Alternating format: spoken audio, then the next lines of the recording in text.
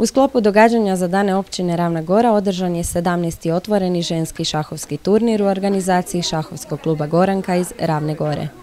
Klub je ponikao iz šahovske družine koja je osnovana daleke 1964. godine. Igralo je nekoliko majstorskih kandidatkinja i drugih mladih nada, hrvatskih prvakinja.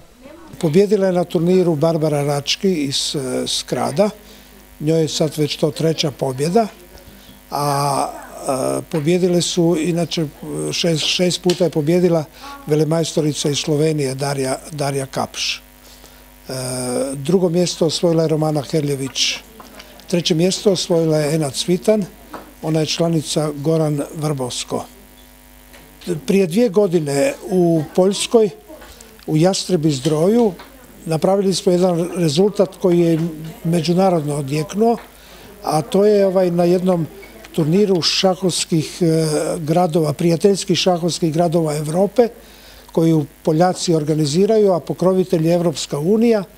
Nastupilo je 20 europskih gradova i 1. mjesto je osvojio Petrograd, 2. mjesto je Slavija iz Češke, a 3. je bila Ravna Gora.